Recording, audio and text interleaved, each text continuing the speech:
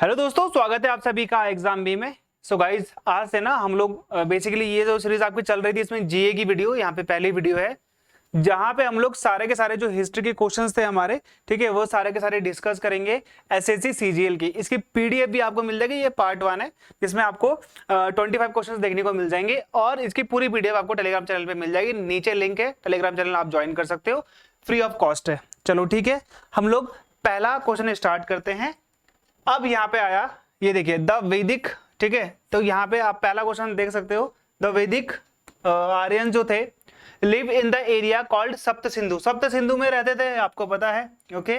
और जब ये सप्त सिंधु में रहते थे, ओके, तो यहाँ पर which means area drained by 7 river, यानी कि वो एरिया जहां पे 7 नदियां बहती हैं। तो one of the river among the 7 is Jhelum. इनमें से 7 रिवरों में बहने वाली एक नदी कौन सी थी? झेलम थी। तो इसका पुराना नाम क्या था? तो ऋग्वेद में बहुत सारी जो हमारी नदियां हैं, 7 नदियां, उनके वैसे 7 के अलावा भी नदियां हैं, उनके यहाँ पे पुराने नाम दे रखे कि उस टाइम पे तो झेलम चेराब नहीं था, ये तो नए नाम है। तो नए नाम क्या क्या है ये आपसे पूछा गया है। तो अस्किनी नाम किसका था? साथ साथ में आप लोग लिखते भी जाना, नहीं तो आप लोग क्या करते जाना, याद करते हुए जाना, ठीक है। फिर है आपका पुरुषनी। ये पुरुषनी किस नदी का नाम था? रावी नदी का नाम था। विपस जो था वो किसका था? बियास का। और जो आपका वितस्ता था ये झेलम का था। ओके, ये आपका राइट आंसर है। और इंपॉर्टेंट चीज यहां पे क्या आएगी, ठीक है, ये तो आपका आंसर हो गया। अब आपके लिए इंपॉर्टेंट क्या है? ये वही नदी है जहां पे आपने देखा होगा कौन सा बैटल हुआ था? बैटल ऑफ हाइडेस्पिस, हाइडेस्पास भी कहते हैं। यहीं पे सिकंदर और किसके बीच में लड़ाई हुई थी? सिकंदर और पोरस के बीच में लड़ाई हुई थी। यहीं से सिकंदर की सेना ने आगे बढ़ने से मना कर दिया था। हाइडेस्पास ग्रीक भाषा में झेलम नदी को हाइडेस्पास कहते हैं, ये चीज आप लोग ध्यान देना, ओके। अब आपके लिए एक प्रश्न है, मुझे ये बताओ कि जो श्रीनगर है वो किस नदी के किनारे है? वो भी आप लोग मुझे बताना, और किसने उसे बसाया था, ये भी एग्जाम में आता है। अब तो आ गया आपका वैदिक, ओके। तो वैदिक टाइम पीरियड आपको 2 मिलेंगे। एक वैदिक मिलेगा आपको ऋग्वैदिक एरा, एक आपको मिलेगा लेटर वैदिक एरा। ये जो ऋग्वैदिक एरा था ना, ये आपका कब से कब तक है? तो आप इसे 1500 से कितना बोल सकते हो? कंप्लीट तो 1500 से कितना है? 600 है, ये आपको पता है।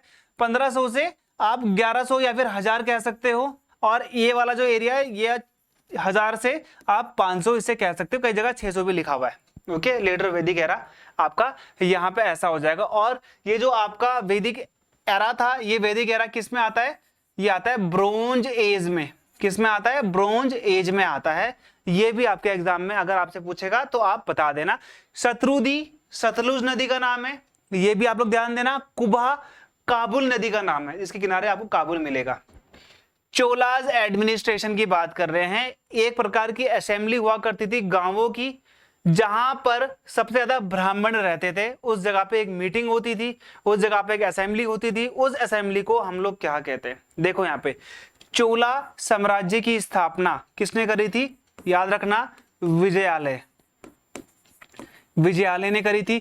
चोलाज की कैपिटल क्या है? आगे अगर आपसे कभी पूछा जाए तो आप बोल देना तंजावुर बोलो, तंजौर बोलो, है ना, तो वो आप बोल सकते हो, ठीक है। तो ये जो चोला एडमिनिस्ट्रेशन था ना, चोला एडमिनिस्ट्रेशन में आपको बहुत सारे मंदिर मिलेंगे। महाबलीपुरम, कांचीपुरम,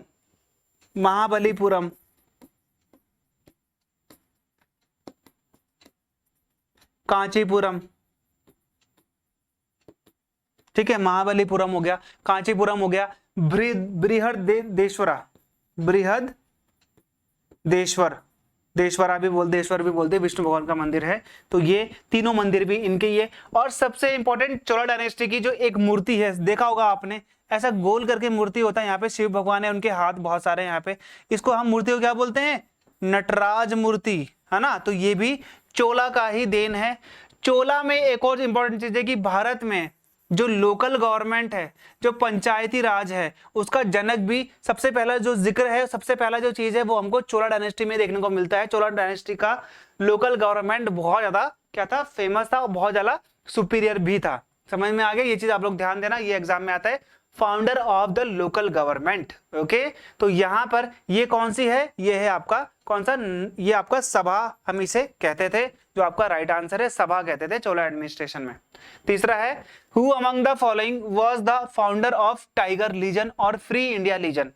देखो वीडी सावरकर, एक सीक्रेट मिशन, सीक्रेट संस्था खोली थी इन्होंने, कौन सी, अभिनव भारत, ये एग्जाम में आती है कई बार, अभिनव भारत, ठीक है, एसोसिएशन इन्हीं का है। सुभाष चंद्र बोस, सुभाष चंद्र बोस के बहुत से लोग बोलते कि इन्होंने आईएनए की स्थापना करी थी, नहीं करी थी। आईएनए इंडियन नेशनल आर्मी की स्थापना तो कैप्टन मोहन सिंह ने करी थी, फिर कैप्टन मोहन सिंह के और जापानियों के बीच में प्रॉब्लम्स हो गई, उन्होंने उनको गिरफ्तार कर लिया, फिर कैप्टन मोहन सिंह से लेकर यहाँ पे दोबारा जो यहाँ पे बागडोर थी वो सुभाष चंद्र बोस को दी गई थी। ये चीज आप लोग यहाँ पे ध्यान देना, 1943 के आसपास दी गई थी, 1942 में आईएनए की स्थापना हुई थी, कैप्टन मोहन सिंह थे इसके संस्थापक, 1943 में इनके हाथों दी गई, और आईएनए ने सरेंडर कब किया, 1945 में जब जापान हार गया। समझ में आ गया, इम्फाल में, बैटल ऑफ इम्फाल में ये लोग हार गए थे, तो ये चीज आप लोग ध्यान देना। सोहन सिंह भागना, लाला हरदयाल, ये दोनों रिलेटेड है गदर पार्टी से। ये किससे रिलेटेड है, गदर पार्टी से। गदर पार्टी का हेडक्वार्टर कहां पे था, सैन फ्रांसिस्को, यूएसए, ये भी आप लोग ध्यान देना। तो founder of the Tiger Legion, इसके संस्थापक कौन है भाई, सुभाष चंद्र बोस। सुभाष चंद्र बोस ने 1939 में कांग्रेस छोड़ने के बाद फॉरवर्ड ब्लॉक कमीशन की भी स्थापना करी थी। कमीशन मत छोड़ो, फॉरवर्ड ब्लॉक लिख लो। फॉरवर्ड ब्लॉक की स्थापना भी इन्होंने करी थी। त्रिपुरा और हरिपुरी शासन ये जीते थे, लेकिन किसी वजह से गांधी जी से इनके क्या हो गए थे, मतभेद हो गए, जिसकी वजह से इनको छोड़नी पड़ी थी। सुभाष चंद्र बोस ने ही राष्ट्र का पिता किसको बोला है, महात्मा गांधी को बोला है, ये भी आप लोग ध्यान देना। ओके, ये आईसीएस थे, इंपीरियल सिविल सर्विस के वो थे, इन्होंने फिर यहाँ पे छोड़ दिया था अपना पद। ठीक है, अगला है रैयतवाड़ी सिस्टम। पहली बात तो भारत में 3 प्रकार के सिस्टम थे, 3 प्रकार के लैंड सेटलमेंट थे, राजस्व व्यवस्था थी, ये सब क्या होती है, लैंड सेटलमेंट। ओके, भूमि व्यवस्था जिसको हम लोग बोलते हैं, तो कौन कौन सी थी, सबसे पहली थी जमींदारी, जिसे हम लोग क्या बोलते थे, परमानेंट सेटलमेंट। स्थायी बंदोबस्त कौन लेके आया था भाई, 1793 में कॉर्नवालिस लेके आया था। ठीक है, ये तो पढ़ लेना, ये बहुत इंपॉर्टेंट है। दूसरी जो यहाँ पे थी वो कौन सी थी, वो थी रैयतवाड़ी, फिर आपने सुना होगा महलवाड़ी। एक थी रैयत, रैयत किसको बोलते थे, जमींदारों, जमींदारों को हो गया, रैयत थे कौन, किसान। रैयतवाड़ी जो थी वो रैयतवाड़ी किसने करी थी, 1820 में तमिलनाडु के 12 महल में सबसे पहले इसको लागू की गई थी। ये चीज याद रखना, कौन था, कैप्टन रीड, सुना होगा आपने कई बार, हेक्टर मुनरो भी कई बार आता है, थॉमस मुनरो आता है, कैप्टन रीड भी आपने सुना होगा, है ना। और सबसे पहले इसे कहां पे लागू की गई थी, तमिलनाडु के 12 महल में इसको लागू किया गया था। तीसरा आता है महलवाड़ी, है ना, ये 1822 में स्टार्ट करी गई थी, उत्तर प्रदेश के इलाकों में करी गई थी। ठीक है, ये महलवाड़ी एग्जाम में कई बार आता है, आप लोगों ने देखा होगा। महलवाड़ी का हॉल्ट मैकेंजी था संस्थापक, Holt Mackenzie. Okay, Holt Mackenzie था इसका संस्थापक, ये एग्जाम में आता है। तो रैयत वाली जो सेटलमेंट है, जिसमें डायरेक्टली जो सरकार होती थी वो रैयत यानी किसानों से लेती थी। कितना परसेंट लेती थी, बोलती थी 89% तुम अपनी उपज का हमें दोगे और 11% तुम अपने पास रखोगे। तो ये बहुत ज्यादा क्या था, मतलब एक तरीके से आप समझ सकते हो बहुत बेकार चीज थी। तो ये माल्थस की लगान सिद्धांत के ऊपर क्या था, बेस्ड था। चलो, who among the following was the author of the play Mricchakatika. Mrichchhakatikam भी बोलते, कई जगह मृच्छकटिका भी बोलते हैं। अब देखो यहाँ पे कालिदास की बुक, जिसको नहीं पता वो लिख लेना यहाँ पर। सबसे पहले लिखो कुमार संभव, पूरा नहीं लिखूंगा मैं लेकिन बता दूंगा, कुमार संभव। ठीक है, मालविका अग्निमित्रम, रघुवंशम, मेघदूतम, मेघदूतम, विक्रमो वर्ष और कुमार संभव, मालविका अग्निमित्रम, रघुवंशम, मेघदूतम, विक्रमो वर्ष, और कौन कौन सी हो गई, मालविका अग्निमित्रम, रघुवंशम, मेघदूतम, और एक और कौन सी है, मालविका हो गई। ठीक है, रघुवंशम, मेघदूतम, विक्रमो वर्ष, कुमार संभवम भी हो गई। ठीक है, रघुवंशम भी होगी। ओके, चलो एक और है जो वो आप देख लेना, वैसे 6 है टोटल, ये मैंने आपको 5 लिखा दिए। ठीक है, भाष बहुत बड़े फेमस राइटर थे। पहली बात तो ये चीज आप लोग यहाँ पे रखना, फादर ऑफ संस्कृत ड्रामा भी कहते हैं इनको, भाष को, father of Sanskrit drama. Father of Sanskrit drama, ठीक है, ये है। तो कुमार संभव, मालविका अग्निमित्रम, रघुवंशम, मेघदूतम, विक्रमोर्वश, मालविका अग्निमित्रम भी हो गया और कुमार संभवम भी हो गया, ठीक है, कोई बात नहीं, एक शायद मैं वो हो रहा हूँ, ठीक है, ठीक है।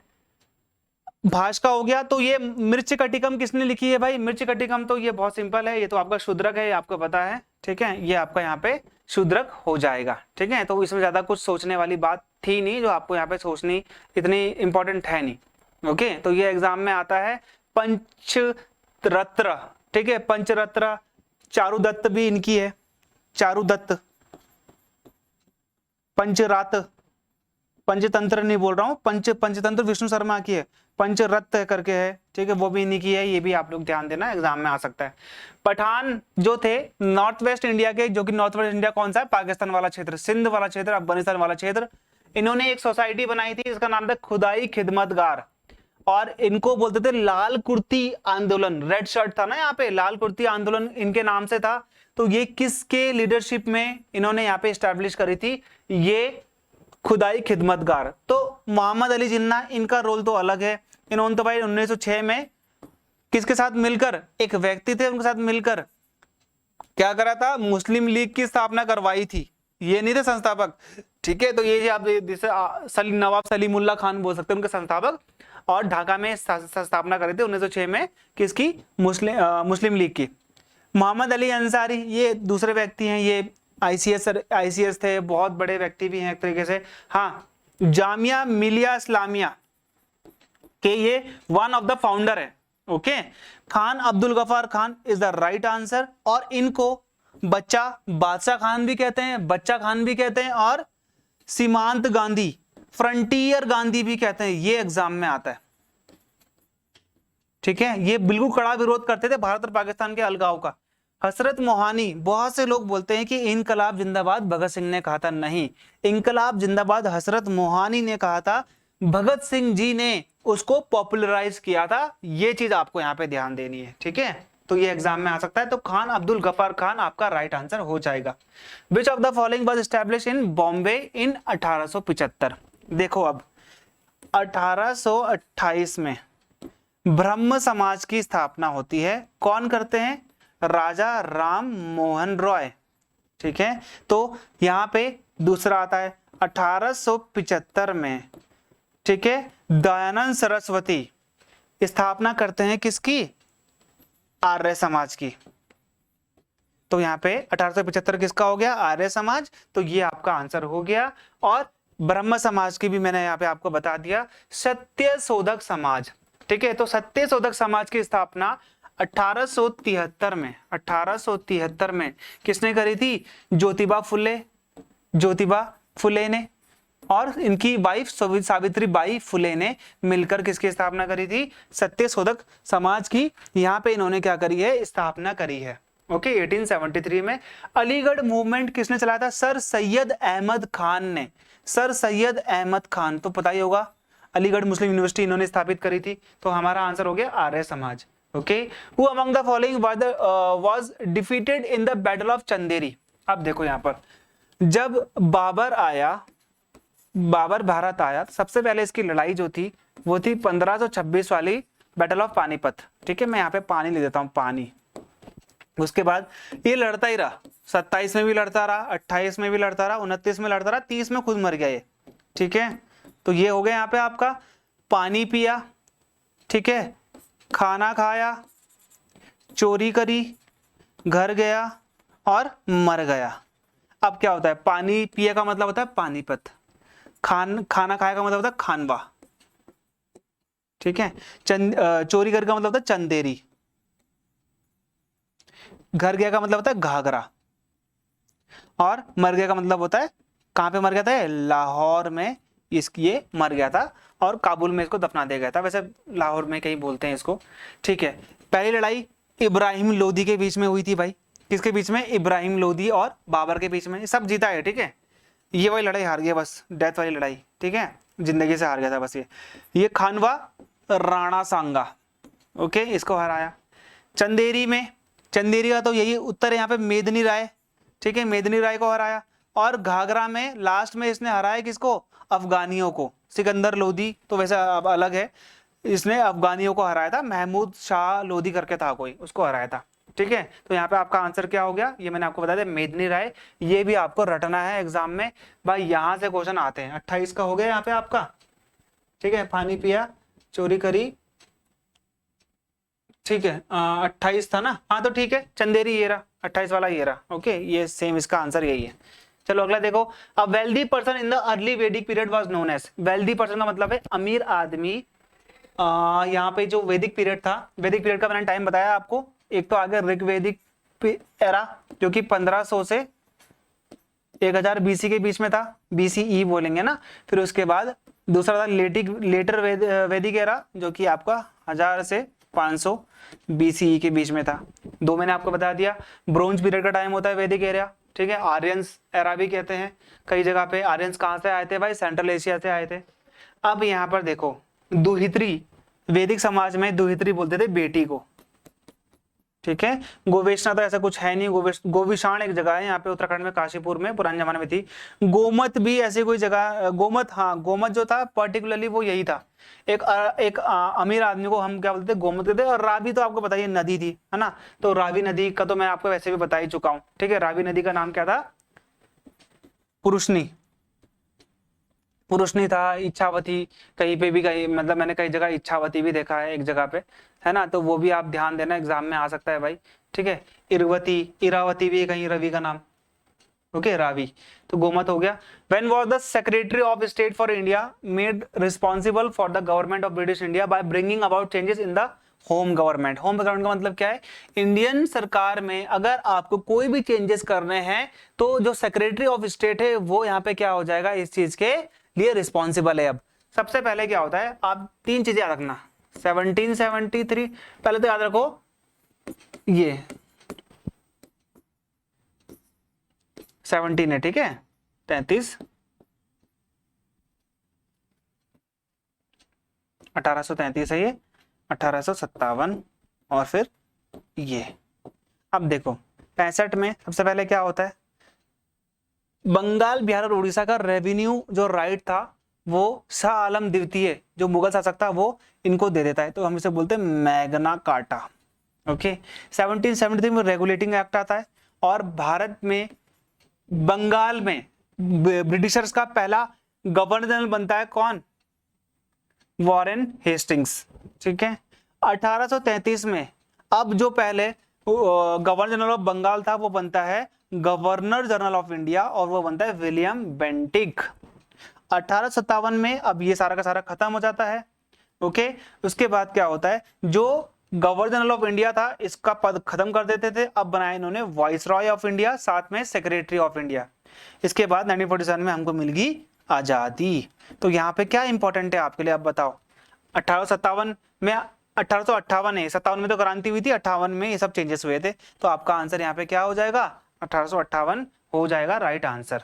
ठीक है, चलो अगला है, dash announce the bifurcation of the British Indian empire into a secular India and Islamic Pakistan. तो बहुत सिंपल है कि किसने भारत को दो टुकड़ों में बांट दिया था, एक तो था भारतीय इंडियन एम्पायर और दूसरा था यहाँ पे इस्लामिक पाकिस्तान, यानी एक तो था धर्मनिरपेक्ष भारत, समझ में आया, एक था धर्मनिरपेक्ष भारत और एक था इस्लामी पाकिस्तान। पाकिस्तान का क्या है, इस्लामी है, इस्लामिक कंट्री, और भारत क्या है, सेकुलर कंट्री। यहाँ पे सभी धर्मों को समान क्या दी जाता है, इज्जत दी जाती है, समान रिस्पेक्ट दी जाती है।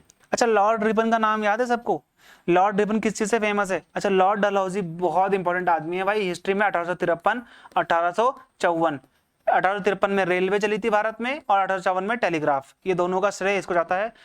ये तो वैसे आपका आंसर है लॉर्ड माउंटबेटन, और ये है आपका लॉर्ड कर्जन। 1905 में बंगाल विभाजन भी इसने कराया, जो कि बाद में खत्म कर दिया था, है ना, तो ये लॉर्ड कर्जन था। लॉर्ड रिपन आपने कई बार सुना होगा, लॉर्ड रिपन बहुत इंपॉर्टेंट व्यक्ति है। ये आता है आपका 1881 में। क्या होता है कि भारत में पहली बार सेंसस होते हैं, रेगुलर सेंसस। हालांकि पहले बार कब हो गया था, 1800 72 में लॉर्ड मेयो के टाइम पे, लेकिन वो अनऑफिशियल था, ये वाला ऑफिशियल था। तो लॉर्ड रिपन का आप first census of India official वाला याद रखेंगे। आपका आंसर क्या है? लॉर्ड लुई माउंटबेटन है इसका आंसर, ठीक है, इन्होंने अलग किया था। Shailendra king who funded the empire in South East Asia. Shailendra एक राजा था जिसने साउथ ईस्ट एशिया कौन सा है आपका? मलेशिया, इंडोनेशिया, सिंगापुर, है ना, थाईलैंड, लाओस, ये वाला एरिया है। 8th सेंचुरी एडी में वर द फॉलोवर, ये किसका फॉलोवर था? ठीक है, तो आपको पता है नीचे वाली जो कंट्रीज है सारी की सारी वो किसको फॉलो करती हैं? ये आप सभी को पता है, बौद्धिज्म को फॉलो करती हैं। बौद्धिज्म के बारे में ना 4 चीजें आपको लर्न रखनी है। बुद्ध का जन्म कहां पे हुआ? कपिलावस्तु लुम्बिनी, जो कि नेपाल में है। ठीक है, बुद्ध ने ज्ञान की प्राप्ति, जब घर छोड़ा तो ज्ञान की प्राप्ति कहां हुई थी? तो ये कहां पे हुई थी? बोध गया में, जो कि बिहार में है ना, बोध गया में। तीसरा, इन्होंने अपना पहला उपदेश कहां दिया था? तो इन्होंने अपना पहला उपदेश, जो कि धर्म चक्र परिवर्तन था, ये दिया था सारनाथ में। और फिर इनके अंत में मृत्यु कहां पे हुई थी? तो ये उरुवेला नदी के किनारे, है ना, आप बोल सकते हो पावापुरी, ये एग्जाम में आता है। ओके, जन्म कब हुआ था? 563 बीसी में। मृत्यु कब हुई थी? 483 बीसी में। जानने के लिए बहुत कुछ है। इनके पिता का नाम सुधोधन, माता का नाम महामाया, है ना, प्रजापति गौतमी भी बोल सकते हो आप, बाद में वो बन गई थी। और उसके बाद इनके जो घोड़ा था उसका नाम था कंथक, इनका जो चालक था, रथ चालक वो था वो चन्ना। इनके जो गुरु थे अलारा कलामा, पहले 2 गुरु हुए, अलारा कलामा ये भी थे। इनके सर पर इन्होंने 6 साल वंडरर्स की तरह जीवन जिया। 6 साल तक इन्होंने तपस्या करी, उसके बाद जाकर इनको क्या मिला है? एक तरीके से कैवल्य, या फिर आप बोल सकते हो ज्ञान की प्राप्ति मिली है। ओके, ये एग्जाम में आता है। Which Chinese traveler visited India during the reign of Harshvardhan? Harshvardhan सब लोग बोलते हैं वर्धन वंश का शासक है, नहीं, कन्नौज के मौखरी वंश का था ये। ओके, हर्षवर्धन हर 5 साल में एक सभा आयोजित करता था कन्नौज में, ये भी एग्जाम में आता है। 2 सभा तो अटेंड भी करी है किसने? ह्वेनसांग ने। इसके टाइम पे ह्वेनसांग भारत आया था। इसने कौन सी बुक लिखी है? सी यू की लिखी है इसने, अपना यात्रा वृत्तांत करा है। ये ह्वेनसांग यहाँ पर कहाँ पे आया था? नालंदा विश्वविद्यालय में बौद्ध धर्म की पढ़ाई करने आया था। बौद्ध धर्म का यहाँ पे इसने प्रचार प्रसार किया। हर्षवर्धन के दरबार में रहता था ये। इत सिंह भी यहीं पे आया था। ठीक है, फाइयान तो नीचे वाले के उस टाइम पे आया है, साउथ कोई रूलर था उनके टाइम पे। इब्ने बतूता मोहम्मद बिन तुगलक के टाइम पे आया, और ये 10 साल तक जज भी रहा, काजी भी रहा दिल्ली का। इब्ने बतूता कहां से आया था? मोरक्को। इब्ने बतूता की रहेला है, ठीक है, रहेला किताब का नाम है, जो कि इसकी यहाँ की यात्रा वृत्तांत है। ये चीज आप लोग यहाँ पे ध्यान देना। फाइयान कब आया था? चंद्रगुप्त सेकंड के टाइम पे आया था, जो कि गुप्त वंश का शासक था। ओके, चलो अगला देख लो। यहाँ पे आपका आंसर क्या है? ह्वेनसांग। ओके, अगला देखो यहाँ पे, विजयनगर एम्परर कृष्णदेव राय, इसने एक नगर की स्थापना करी थी, सब अर्बन, छोटा एक उपनगर की स्थापना करी थी अपनी माता के नाम पे, जिसका नाम था नगलापुरम। ये क्षेत्र का नाम था नगलापुरम, और इसकी माता का नाम बताओ। ठीक है, तो इनकी जो माता थी उनकी माता का नाम क्या था? है ना, माता का नाम था नागमांबा इनकी माता का नाम था। नरसा नायक इनके पिता का नाम था, नरसा नायक। विजयनगर एम्पायर में ये कौन से डायनेस्टी के थे? तुलुव डायनेस्टी के थे। तुलुव डायनेस्टी के थे। ये भी चीज आप लोग यहाँ पे ध्यान देना। विजयनगर एम्पायर की स्थापना 1336 में हरिहर राय एंड बुक्का राय ने करी थी। हरिहर राय और बुक्का राय पहले किसके सामंत थे? तो वारंगल के काकतीय राजा प्रताप रुद्र देव के सामंत थे। ये भी एग्जाम में आता है। तो ये इनकी मदर थी, ये भी आप लोग ध्यान देना। मदर का नाम था नागमंबा। ओके, चलो अगला देखो। अंडर हुम was CP Ilbert a law member of the council. ठीक है, सीपी इल्बर्ट एक लॉ मेंबर थे काउंसिल के अंडर, किसके? अब देखो यहाँ पे, अब काउंसिल का मतलब क्या है, गवर्नर जनरल की काउंसिल या वॉइसरॉय की काउंसिल। तो वॉइसरॉय सबसे हेड होगा और ये उसकी काउंसिल के मेंबर होंगे। तो मेंबर होंगे तो लॉ मेंबर होंगे, कोई फॉरेन मेंबर होगा, कोई होम मेंबर होगा, तो अलग अलग से मेंबर हुआ करते थे। सबसे पहले भारत में 1833 के चार्टर एक्ट में पहला लॉ कमीशन क्या होता है, भारत में ऐड होता है। और ये लॉ कमीशन की स्थापना 1835 में होती है। किसके अंतर्गत, लॉर्ड मकाले। ये टेम्पररी बनते हैं, इसके बाद इनको परमानेंट कर जाता है। लॉर्ड मकाले ये आता है एग्जाम में, मैंने बहुत बार देखा भी है, और ये आपको यहाँ पे ध्यान भी देना है। तो सीपी इल्बर्ट कब बने थे, लॉर्ड रिपन के टाइम पे। रिपन का नाम पहले भी आ चुका है, आपने देखा था 1784 समथिंग में, 1884 और 1880 से ये क्या बने थे, भारत के वॉइसरॉय बने थे लॉर्ड रिपन, है ना। लॉर्ड कॉर्नवालिस ये आता है एग्जाम में, फादर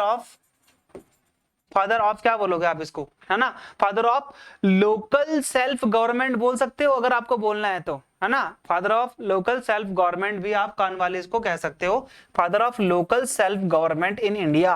ओके, रिटर्न का इतना कुछ है नहीं, कर्दन का मैं आप लोग को आपको बता चुका हूं, है ना, तो वो आपको याद रखना है। Who among the following is the author of the book the Buddha and his dream. Buddha and his Dhamma. Dhamma क्या होती थी, इनकी टीचिंग होती थी। धर्म का मतलब धर्म से नहीं है, धम्म का मतलब है उनकी टीचिंग। ओके, तो बुद्धा के बारे में आपको बता चुका हूं। अब इन्होंने 1957 में इनकी डेथ के बाद इसको क्या, इसकी ये बुक सामने आई थी। ओके, तो ये जो बुद्ध थे, बुद्ध को कौन सबसे ज्यादा मानते थे इनमें से, सुभाष चंद्र बोस। तो उनकी मृत्यु पहली हो गई थी 45, है ना, 45 समथिंग में, तो वो क्या मानेंगे, तो उनके पास इतना था नहीं। बी आर अम्बेडकर बहुत ज्यादा मानते थे बुद्ध भगवान को, बुद्ध की नीतियों को। लास्ट में उन्होंने बौद्ध धर्म भी अपना लिया था। ओके, महात्मा गांधी तो हिंदू धर्म के प्रवर्तक थे, मोतीलाल नेहरू भी हिंदू धर्म के प्रवर्तक थे। तो यहाँ पे हमारा आंसर क्या हो जाएगा, B R Ambedkar. B R Ambedkar से सीखने योग्य बातें बहुत सारी हैं। बी आर अम्बेडकर के पास 23 पीएचडी की डिग्रियां थी भाई, डॉक्टरेट उपाधियां थी। बी आर अम्बेडकर को हम लोग बोलते हैं फादर ऑफ इंडियन कॉन्स्टिट्यूशन। समझ में आ गया। ये वो व्यक्ति है जिन्होंने तीनों ही राउंड टेबल कॉन्फ्रेंस क्या करे थे, अटेंड करे थे। ये वो व्यक्ति हैं जिन्होंने डिप्रेस क्लास एसोसिएशन बनाई थी, शेड्यूल कास्ट फेडरेशन बनाई थी, इंडिपेंडेंट लेबर लीग भी इन्होंने ही बनाई थी। ओके, ये आता है एग्जाम में, इंडिपेंडेंट लेबर लीग ILL की स्थापना भी इन्होंने ही करी थी, बी आर अम्बेडकर ने। बी आर अम्बेडकर ने आर्टिकल 32 को बोला है heart and soul of Indian constitution. ये भी एग्जाम में आपके आ सकता है, ये चीज आपको यहाँ पे ध्यान देनी है। समझ में आ गया। तो इनके द्वारा ही भारत की जो ड्राफ्टिंग कमेटी है, प्रारूप समिति है, उसकी ये चेयरमैन थे। ये भी आप लोगों को यहाँ पे याद रखना है, ठीक है। तो ये आप लोगों को हमेशा याद होना चाहिए। और ये है जहां पे इनकी मृत्यु हुई थी, उस जगह का नाम क्या है, चैत्य भूमि। ठीक है, चलिए अगला क्वेश्चन देखो।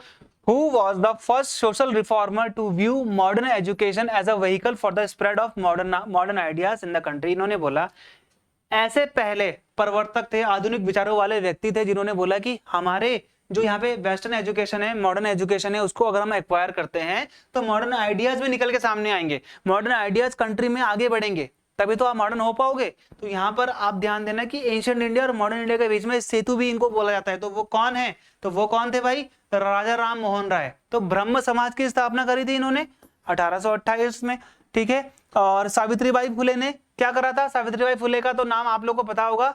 1873 में सत्यशोधक समाज इन्होंने अपने ज्योतिबा फुले के साथ, जो इनके पति थे, उनके साथ इन्होंने इसकी स्थापना कर दी 1873 में सावित्रीबाई फुले ने। स्वामी विवेकानंद ने क्या करा है, 1897 में किसकी स्थापना करी है, रामकृष्ण मिशन की स्थापना करी है वेस्ट बंगाल के बेलूर मठ में।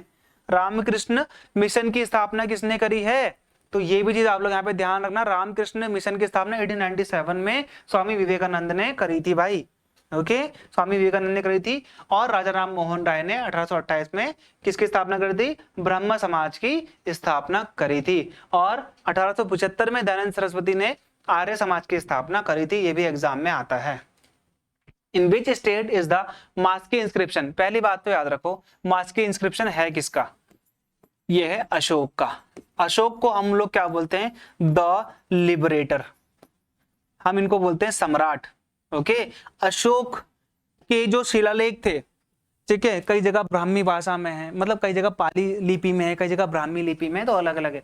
अशोक के पहली बात तो जो इनका इंस्क्रिप्शन था, अशोक के जो इंस्क्रिप्शन थे उनको सबसे पहले कौन सामने लेके आया, तो अलेक्जेंडर कनिंघम। और इनके जो एक तरीके से आप बोल सकते इंस्क्रिप्शन थे, इनको पढ़ने में सफलता किसने पाई, जेम्स प्रिंसेप। ये भी एग्जाम में आता है, समझ में आ गया। तो ये कर्नाटक में है भाई, मास्की नदी के बगल में है। तो ये इंस्क्रिप्शन इनका किसका है, अशोक का है। अशोक ने अपनी बेटा और बेटी महेंद्र एंड संघमित्रा को सिलोन भेजा था। सिलोन कहां पर है, श्रीलंका को बोलते हैं, सिलोन भेजा था बौद्ध धर्म के प्रचार प्रसार के लिए। ओके, और कलिंग के युद्ध के बाद इन्होंने बौद्ध धर्म को अपना लिया था। Name the French jeweller who traveled to India at least 6 times during the Mughal period. ये मुगल पीरियड कौन सा बोला जाता है कि 1640 से समथिंग के बीच में, 1660-70 समथिंग में इसने 6 बार भारत की यात्रा करी। और ये एक क्या करता था, ये एक जौहरी था, ज्वेलर था। ज्वेलर का मतलब होता है रत्न खरीदने वाला। तो ये बहुत बार भारत में आया, इसने यहाँ पे आगे ज्वेलरी खरीदी, उसने यहाँ पे आगे हीरे खरीदे, कीमती पत्थर खरीदता था ये। तो ये कौन था, जैन बैप्टिस्टा ट्रेवेनियर। ओके, ये कहाँ का था भाई, फ्रांस का था। यदि चीज आप लोग ध्यान देना, तो ये शाहजहां एंड औरंगजेब के टाइम पे भारत में 6 बार आया और 6 बार इसने मुनाफा कमाया। उसके बाद ये गोलकोंडा साम्राज्य में गया, वहां पे इसने कई जगह देखा, आपने देखा होगा मध्य प्रदेश के जो पन्ना है वो वाला क्षेत्र हीरो के लिए काफी फेमस है, तो वहां भी गया था ये। तो ये कौन था, जीन बैप्टिस्टा ट्रेवेनियर। चलो अगला है question, which of the following organisation is credited with writing literacy pieces for the abolition of sati प्रथा। सती प्रथा के लिए कौन काम करता था हमेशा, सती प्रथा के लिए हमेशा कौन काम करते थे, सत्यशोधक समाज वाले भी करते थे, ब्रह्म समाज वाले भी करते थे, आर्य समाज वालों ने भी हल्का फुल्का उसके लिए काम करा है। ओके, हरिजन सेवक संघ की स्थापना महात्मा गांधी ने करी है, किसके लिए, शेड्यूल क्लास के लिए। ब्रह्म समाज की स्थापना मैं आपको बता चुका हूं, है ना, 1828 में राजा राम मोहन राय ने। सत्यशोधक समाज की स्थापना मैं आपको पहले ही बता चुका था, 1873 में सावित्रीबाई फुले और यहाँ पे ज्योतिबा फुले दोनों ने मिलकर सत्यशोधक समाज की स्थापना करी थी। बहुजन समाज की स्थापना, ये तो बीएसपी है ना, तो ये काशीराम जी ने इसकी स्थापना करी थी। ओके, मायावती पता होगा आपको, इनकी बहुत फेमस लीडर है। तो सत्यशोधक समाज आपका हो गया यहाँ पे। Who lead the English army in the battle of Buxar, बहुत इंपॉर्टेंट है, रॉबर्ट क्लाइव ने बैटल ऑफ प्लासी जीती थी 1757 में। इसने अपने साइड में मीर जाफर को कर लिया था और इसने किसको हराया, बंगाल के नवाब सिराज उद दौला को हराया। ओके, किसमें, बैटल ऑफ प्लासी में। तो ये लिख लेना आप 1757। इसके बाद आती है, इसके बाद आता है देखो यहाँ पे ये वो हेक्टर मुनरो हुआ ही नहीं, ये हेक्टर मुनरो है, ठीक है, ये वाला इंग्लिश में देखो, हिंदी में लिखा हुआ है और इंग्लिश में हेक्टर मुनरो है। ये था 1764 की बक्सर की लड़ाई में। बक्सर की लड़ाई में कौन थे, मीर कासिम, ठीक है, शुजा उद दौला, शाह आलम सेकंड। ओके, इन तीनों को हरा दिया हेक्टर मुनरो ने। हेक्टर मुनरो था किसका, यहाँ पर इंग्लिश आर्मी का कमांडर था। ओके, ये जो था ना चार्ल्स आयरकूट, याद रखो आप, 1760 में एक बैटल हुई थी, बैटल ऑफ वांडी वॉश, जहां पे इंग्लैंड ने फ्रांस को हरा दिया और फ्रांस को हराने के बाद उनका पूरा का पूरा जो यहाँ पे सब कुछ साम्राज्य था वो खत्म कर दिया। तो जो फ्रांस की यहाँ पे भारत में हार हुई थी, खात्मा हुआ था, वो बैटल ऑफ वांडी वॉश से ही हुआ था। विलियम स्लीमैन, ये था भारत में ठगी को खत्म करने वाला, ठगी जो लोग थे ना, जो यहाँ पे चोरी चकारी करते थे, उनसे लड़ता था ये, ठीक है। हेनरी स्लीमैन बाद में एडमिनिस्ट्रेटर बनता है, ये चीज आप लोग यहाँ पे ध्यान देना। आपका उत्तर क्या है, William no, Hector Munro. Okay, चलो, which of the following reforming society believed Vedas to be the foundation of all knowledge. कौन सी इनमें से जो सोसाइटी थी वो ये मानती थी कि जो वेदास है वो सारे की सारी फाउंडेशन है हमारे नॉलेज का, यानी कि जो हमारे ज्ञान है वो कहां से, उसकी जो बुनियाद है वो क्या है, उसकी बुनियाद ही वेदा है। तो थियोसॉफिकल स्टडी की स्थापना किसने करी थी, ठीक है, न्यूयॉर्क में इसकी स्थापना करी है मैडम ब्लास्की, ठीक है, ब्लास्की भी बोलते हैं, और कर्नल ऑलकाट ने। ओके, तमिलनाडु में इसका पहला भी बना था भारत में। ओके, प्रार्थना समाज, प्रार्थना समाज आपके लिए इंपॉर्टेंट है क्योंकि प्रार्थना समाज की स्थापना 1887 में आत्माराम पांडुरंग, एपी लिखता हूं, आत्माराम पांडुरंग ने इसकी स्थापना करी थी। अलग हुए थे किससे, आर्य समाज से। आर्य समाज की स्थापना 1875 में दयानंद सरस्वती ने की थी। ब्रह्म समाज की स्थापना 1828 में राजा राम मोहन राय ने करी थी। तो ये कौन मानते थे भाई? आर्य समाज वाले मानेंगे ना, आर्य समाज वाले वेदास को मानते हैं बहुत बड़ा, ठीक है। तो यहाँ पे ये चीज आप लोग ध्यान देना, ठीक है। वेदों की और लौटो किसने बोला है? दयानंद सरस्वती ने बोला है, ये भी चीज आप लोग ध्यान देना, ये एग्जाम में आता है। विच of the following system of the Delhi सल्तनत, दिल्ली सल्तनत की बात हो रही है।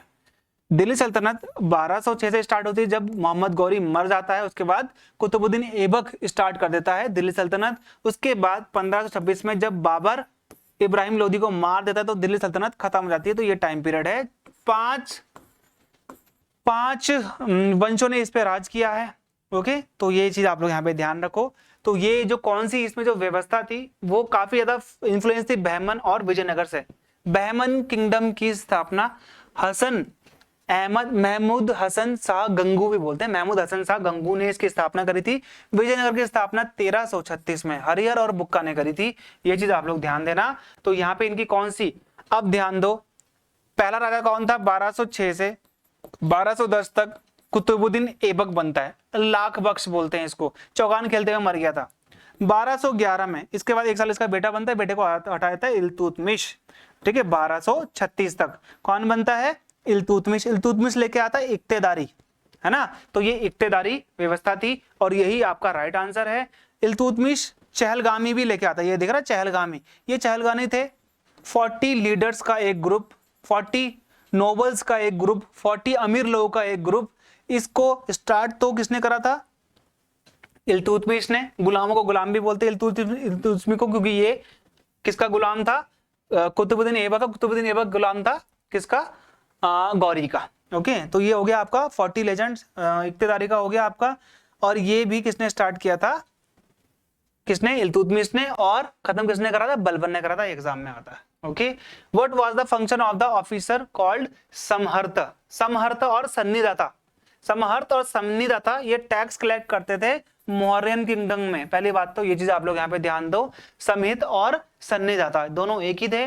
मौर्यन साम्राज्य में ये टैक्स का काम करते थे। आज का लास्ट क्वेश्चन है, who was the founder of the Harijan Sevak Sangh? ये आपको बताया था मैंने, 1932 में महात्मा गांधी जी ने किसकी स्थापना करी थी? हरिजन सेवक संघ की स्थापना करी थी। ये आपका राइट आंसर है। ज्योतिबा फुले ने किसकी स्थापना करी थी? हैं? सत्यशोधक समाज की करी थी, है ना। सत्यशोधक समाज भी आप लोग लिख सकते हो, एग्जाम में आए कई बार। 1873, है ना। बी आर अम्बेडकर ने। Independent labour league, depress class association और शेड्यूल कास्ट फेडरेशन, ये भी इन्हीं की थी, ओके। ज्योतिबा फुले। जवाहरलाल नेहरू का तो आपको, इनके पिताजी की थी स्वराज पार्टी, ओके। इनकी तो नहीं थी, नेहरू जी तो कांग्रेस में ही थे। नेहरू जी की एक बुक है डिस्कवरी ऑफ इंडिया, इनकी बुक है या नहीं है? ये आप लोग मुझे बताओ। डिस्कवरी ऑफ इंडिया इनकी बुक है। और एक और बुक है a letter to the letter from the daughter to his father, to her father, ऐसे करके बुक है। 6-7 में सीबीएसई में भी कई जगह पढ़ाते हैं इसको। और अब इंपॉर्टेंट आपके लिए एसएससी का सुपर पैक एग्जाम के द्वारा बहुत ही एफोर्डेबल प्राइस में आपको यहाँ पे देखने को मिल जाएगा, जहाँ पे आपको सारे के सारे subject videos, recorded videos, spots, जो भी आपके क्रिस्प वीडियोस आपको देखने को मिलेंगे, छोटे छोटे एग्जाम पेपर्स की पीडीएफ आपको देखने को मिल जाएंगी। जो भी एग्जाम होते हैं उन सभी की पीडीएफ मिलेगी टेलीग्राम ग्रुप पे, और डायरेक्टली मुझसे ही बात कर सकते हो आप लोग। जब आप मेरे टेलीग्राम चैनल में जाओगे वहां पे मेरी आईडी भी है, ये तो आप लिख लो विक्रम सर जी के, विक्रम सर जी के, इसमें कहीं भी गैप मत देना। विक्रम सर जी के करोगे तो मेरी आईडी, पर्सनल आईडी मिल जाएगी, जहाँ पे आप पर्सनली मुझसे बात कर पाओगे, ठीक है। इंग्लिश और हिंदी दोनों में ये कोर्स आपको मिल जाएगा देखने को। तो ये था मेरा पहला वीडियो, आई होप अच्छा लगा होगा। अच्छा लगा है तो कमेंट कर देना, ठीक है। और किस प्रकार में इसमें चेंजेस ला सकता हूँ वो भी आप मुझे बता सकते हो, ठीक है। मिलते हैं हमारे अगले वीडियो में, तब तक के लिए गुड बाय एंड जय हिंद।